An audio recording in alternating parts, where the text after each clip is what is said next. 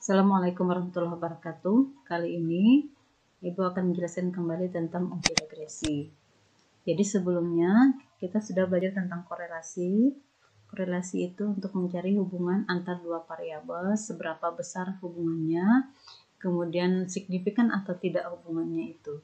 Nah, kemudian dari hasil korelasi itu bisa dipangkat dua dengan rumus determinan, yaitu mempangkat dua koefisien korelasi untuk mengetahui berapa persen pengaruh variabel berapa persen pengaruh satu variabel terhadap variabel berikutnya selanjutnya.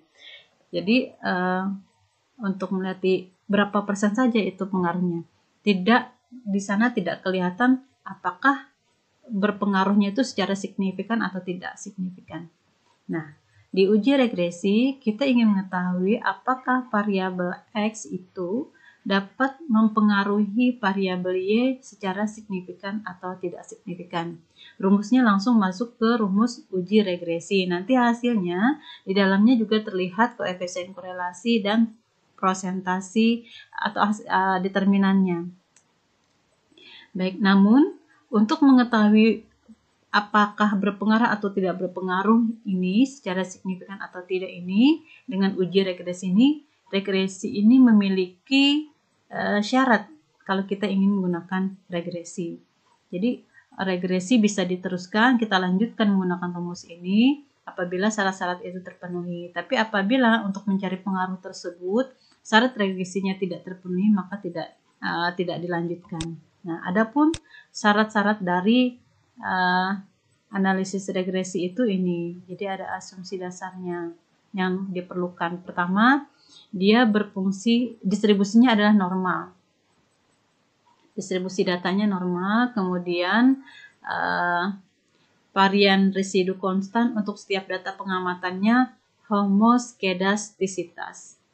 Jadi yang terjadi adalah homoskedastisitas, bukan heteroskedastisitas.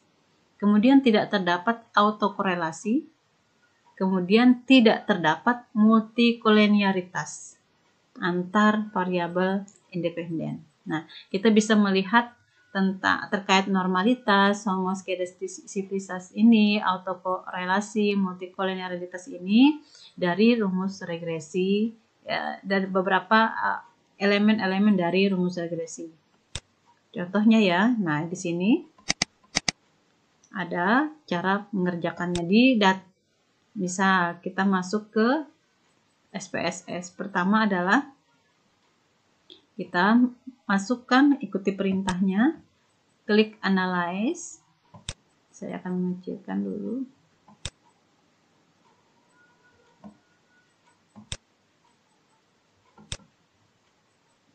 Oke.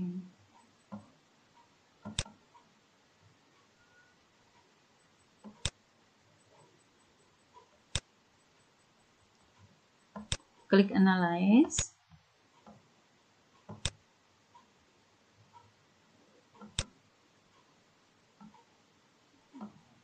Ini kemudian masuk ke regresi. Setelah regresi kita masuk linear. Nah, kita masukkan hasil belajar. Hasil belajar itu adalah Y, maka dia adalah variabel yang terikat. Variabel terikat berarti masuk ke dependen. Independen adalah variabel bebas. Di sini kita masukkan motivasi ekstrinsik dengan motivasi intrinsik. Nah, berikutnya di sini kita lihat petunjuknya. Variabel motivasi intrinsik masuk ke kolom independen. Kemudian klik tombol statistik, pilih Darwin-Watson. Darwin-Watson ini fungsinya untuk mengetahui autokorelasi. Kemudian klik collinearity untuk mengetahui multikorelasi. Kita buka. Kita klik statistik. Oke, kita klik Darwin-Watson. Kemudian ini collinearity. Oke. Continue. Kemudian klik plot. Histogram. Nah, ini yang kita maksudkan adalah di sini Z ke kolom Y, Z ke kolom X. Kita masukkan Z ke kolom X, kemudian Z ke kolom Y. Kemudian normal. Nah, ini untuk mengetahui data itu normal atau tidak melalui normal probability plot. Kita klik di sini. Oke, continue. Nah, berikutnya kita lihat lagi petunjuknya. Klik tombol save, pilih residual unstandardized. Pilih save, klik residual unstandardized. Klik continue. Kemudian kita lihat lagi. Selesai sudah, ini klik save, pilih residual unstandardized, klik OK. Baik, kita klik OK. Selesai. Kita lihat hasilnya.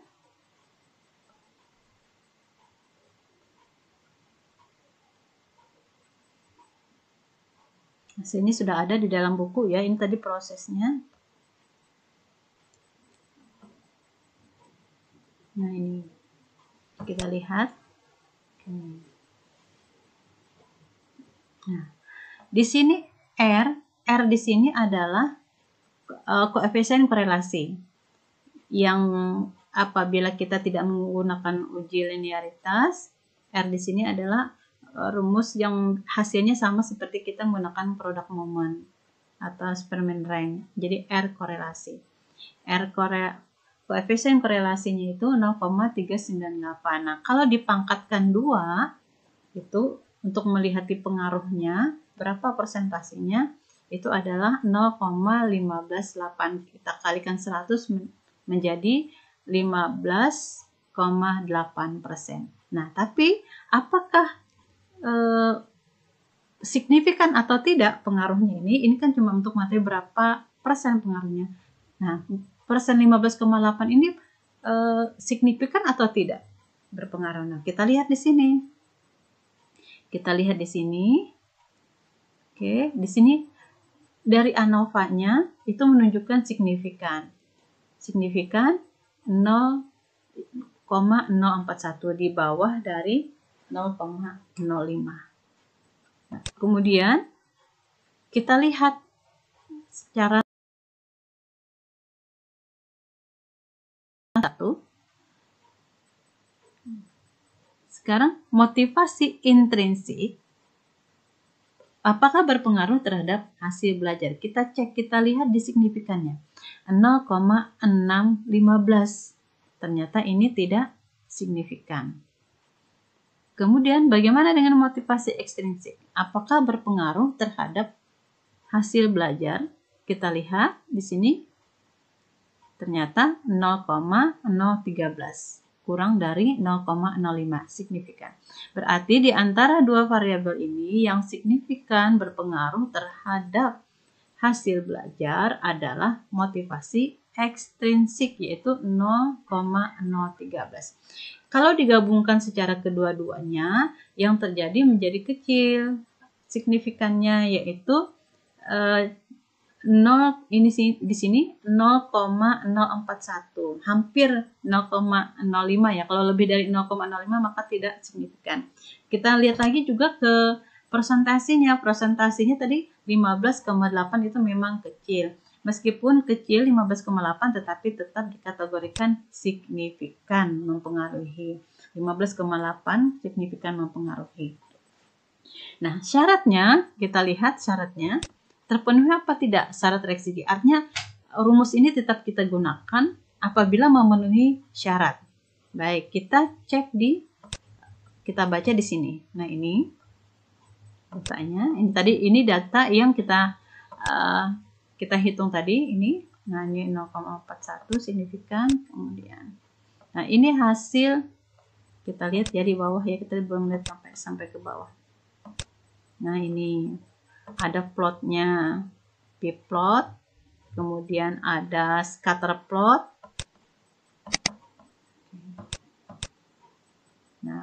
Baik, kita lihat ke modulnya. Kita lihat di mana terjadi multi korelasi enggak? Kita lihat ya di sini ya.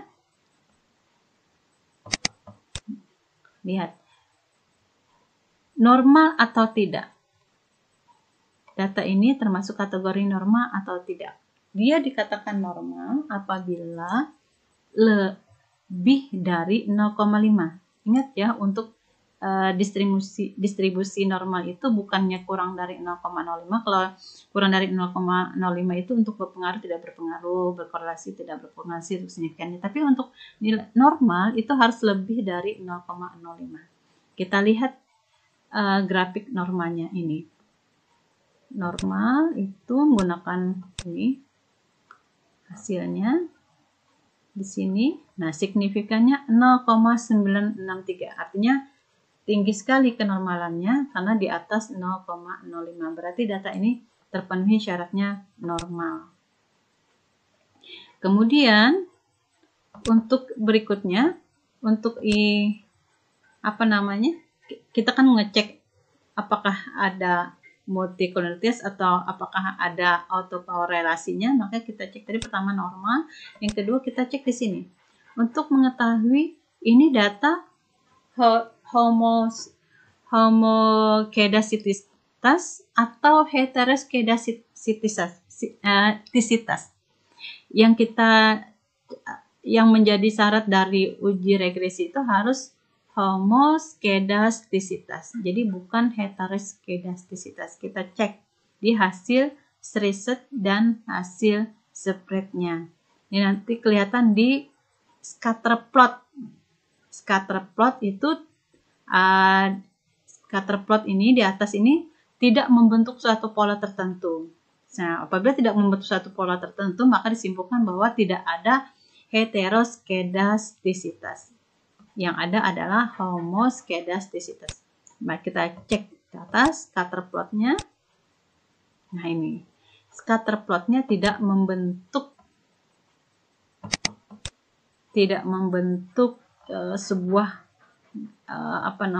bentuk tertentu. Dia menyebar ya, datanya menyebar. Kita cek di sini ada tidak.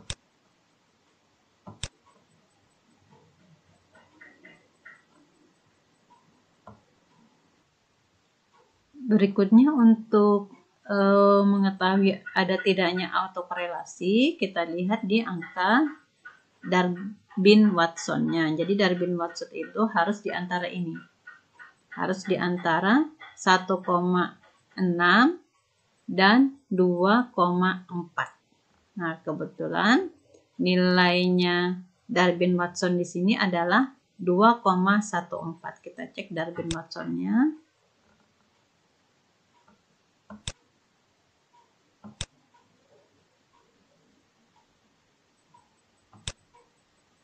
Ini 2,147. Nah, maka dia dikatakan tidak ada autokorelasi di Darwin-Watson-nya. Maka terpenuhi syarat regresi. Artinya regresinya bisa dilanjutkan. Kemudian, untuk mengetahui tidak ada multikolinearitas, maka kita bisa melihat di nilai VIF-nya. Bisa dikatakan tidak terdapat multikolinearitas apabila nilai VIF-nya kurang dari 10. Sekarang kita lihat nilai VIF-nya kurang dari 10 atau tidak.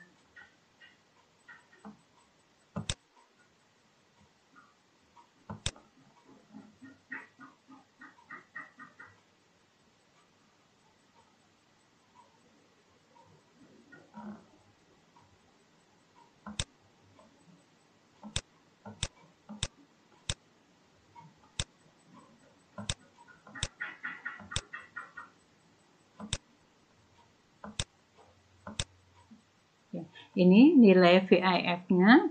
Nilai VIF-nya adalah di sini 1,13, 1,133, artinya di bawah 10. Maka dia tidak termasuk tidak ada multikolinearitas.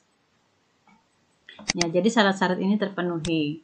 Jadi kalau ingin menggunakan regresi, kita lihat semuanya, autokorelasinya, multikolinearitasnya, kemudian homoskedastisitasnya. Apabila sudah terpenuhi, maka regresi ini kita lanjutkan dan bisa digunakan untuk mengetahui signifikansinya variabel X terhadap Y. Silakan kalian coba sekali lagi di rumah. Jadi buka saja data ini, data tentang regresi linier, kemudian kalian ikuti petunjuknya. Pertama kali dilakukan apa dulu? Dari memasukkan variabel X dan variabel Y. Ikuti terus, kemudian datanya nanti ada. Kalian coba, kalau sama persis hasilnya, maka hasil perhitungan kalian itu sudah benar.